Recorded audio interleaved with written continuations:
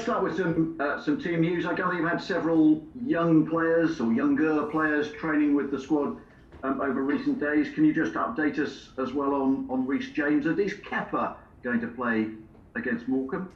I'm not going to talk about the starting lineup for Morecambe, but Reece James is out for the game.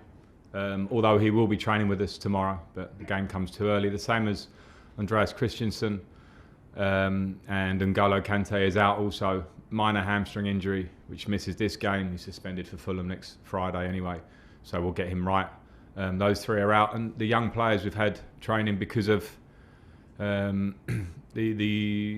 original COVID rules meant we could only have a certain amount of players plus staff in the bubble. An alteration to that recently has meant that we can have some academy players to call upon who are being tested quite rightly in the process. And that's a big plus for us in terms of being able to train at the level we want to train. So they've been in to train with us, and some may be involved for the game on Sunday. Look, with Kepa, he's only played, I think, 4 matches for you this season. He's an international goalkeeper. Look, the window is open. Do you still see his future very much as a Chelsea player, or is this perhaps an opportunity that might suit both the club and him if he were to go elsewhere? Well, at the moment he's our player, and I think the situation is clear. Edu's come in. He's been playing pretty much regularly as a number one for us, and I think with Kepa, when he has come in the latter Champions League game and did well, he's trained really well. He's trained really well, and his attitude around the place has been brilliant. So I won't be drawn on that one at the moment. He's our player. We'll see how January goes, but I certainly don't want to be alluding to what might or might not be. With the new strain of COVID around, I gather the Premier League has written to all clubs with a sort of updated protocol. Among the things that are coming in, more powers for the Premier League compliance officer, 3 coaches being used to transport players to matches instead of 2. All substitutes on the bench have to wear face masks, and they'd like to limit further the number of people on site at training grounds. Do you welcome that or not? No, I certainly welcome the thought process, because we're in a different situation again, and anything that is taken any measures taken for health and safety, we have to take very seriously, and we do. I think as do all Premier League clubs. There's always a balance. Every training ground looks different. It's important that the Premier League come down and interact at those training grounds to see the facilities, to see how it's been run. And I think if there's a rule for one, it pretty much should be for everybody to keep fairness.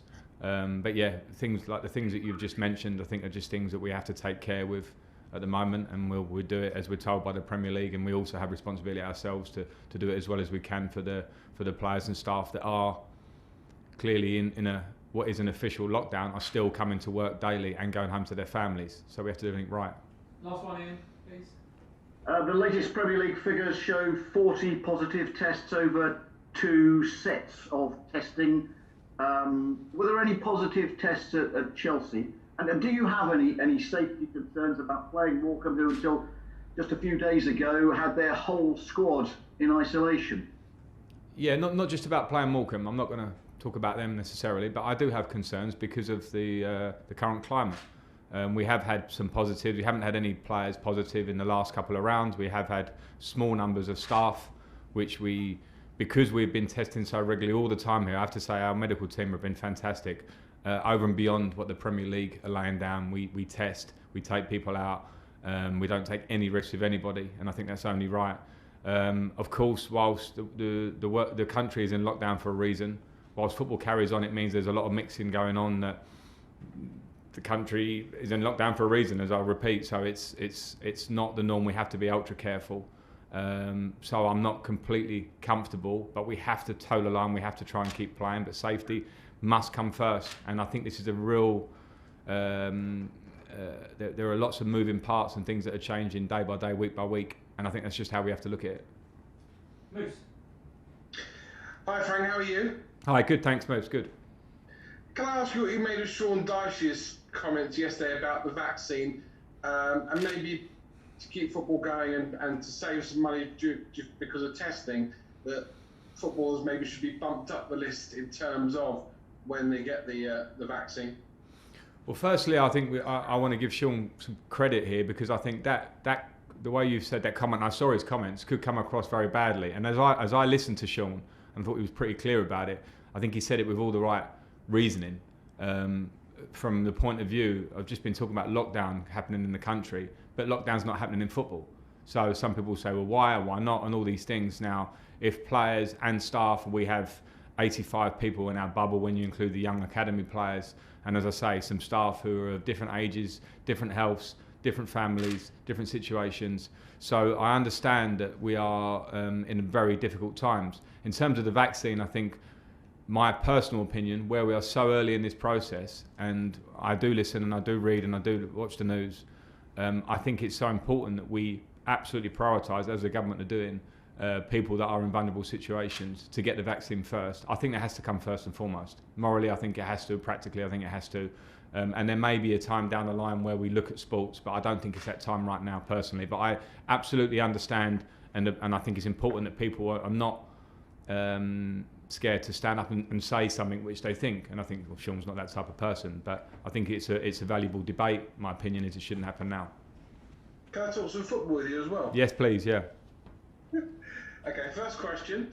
I was at Chelsea 2, Bradford 4 in the FA Cup, which I think is probably one of the biggest shocks I've ever seen personally. And I remember, although you didn't play, you were part of the Chelsea team that lost 1-0 at Barnsley in 2008. So Sunday's not a foregone conclusion, is it, Frank? No, it certainly isn't. And if you remember how that season ended against Bradford for Chelsea when they lost that game, all Chelsea fans do. So no matter form, no matter team, no matter status, the FA Cup has a magic that's been there forever, which means that underdogs will turn up, will try and win, will make things difficult for you. Considering our current form, of course, we have to be even more on guard and worry about ourselves and get ourselves playing well. Because if we play well and we do our job right, then we will win the game, I believe. But we have to respect Morecambe and respect the FA Cup. And one last one from me. I mean, you maybe are under a little bit of pressure because of the results recently. You can decide whether you are or not, rather than me. But in terms of some of your players, like Timo Werner needs a goal. So is your consideration, if I play him against Morecambe, really someone of that calibre should score so he'll get his confidence back? Or is your consideration he maybe needs a rest to get his confidence back, to take him out of the firing line? How many big decisions have you got to make? Well, to be honest, Moose, with a squad of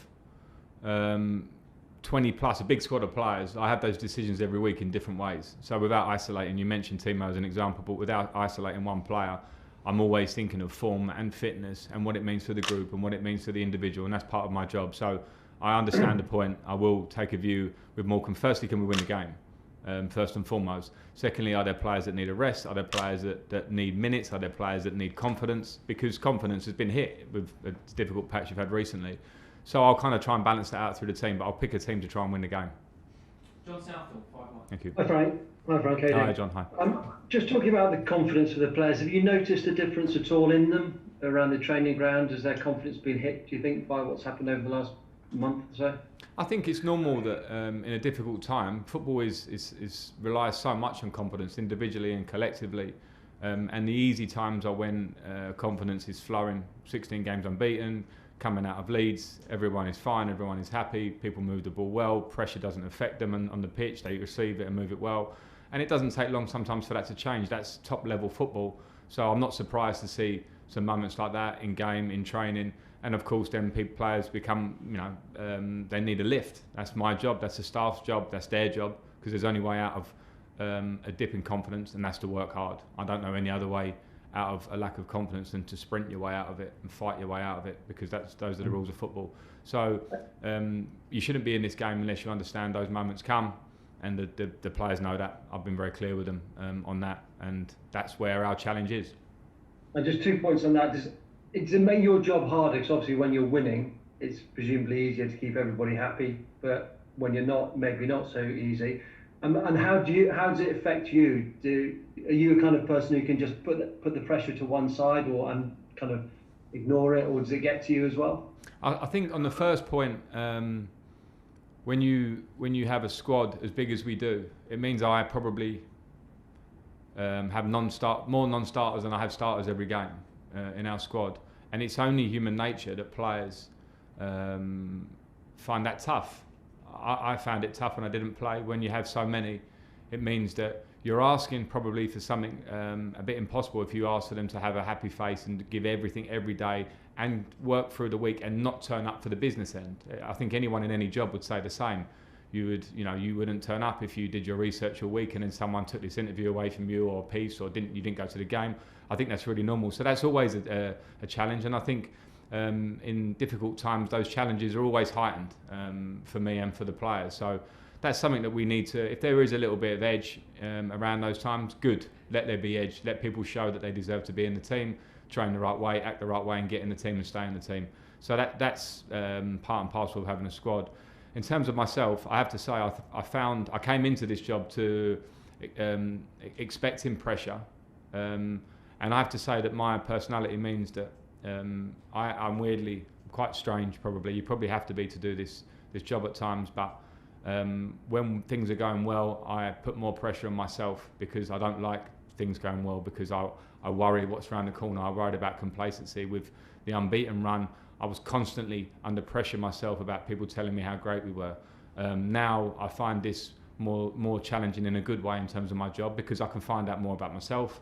I can find out more about every member of the team, every member of the staff, and it actually makes my job more exciting. Now, of course, I understand the pressure heightens because I understand the expectations of a club like this, but I love doing what I'm doing, and I never expected an easy run in this job. I've come to a huge club in Premier League and world football in the process of a rebuild. That was never going to be an easy run, so I have to expect these situations.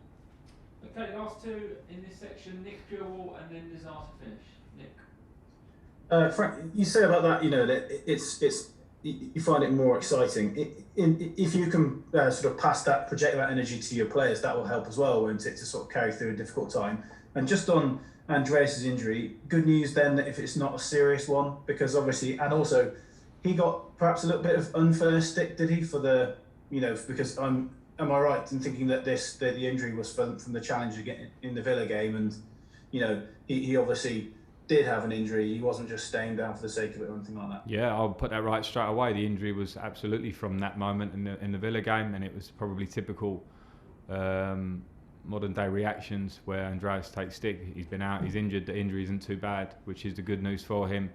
So he'll be back training with us tomorrow. And then the first part of the question, I mean, yeah, it's my job to be like that. I have experience of, I don't think there was a season that I played at this club, for all the success we had over the years, where we didn't have difficult moments and meetings and a defeat or a double defeat or whatever, a run of patch, a bad month, a bad period. It's part and parcel of being a player. So I'm the first one that has to be positive and get excited about losing games is the biggest chance to improve in football. So it's the biggest chance to get better. And when you're a squad that's growing and young and new and players that are coming in, those are the moments that test them and make them better players. I can't sit here and say I have absolute belief that Kai Havertz and Timo Werner and Christian Pulisic are going to be top level players as they reach and arrive in their prime of their careers. If I say that it's going to be an easy run from them, it's impossible in football. So I have to be the one that states that to them, keeps their chin up, keeps them working, understand the reactions needed in tough moments. And then the rest is down to them, because players will always be the ones that get you out of those moments. They have to go and perform. Last question, Nizar.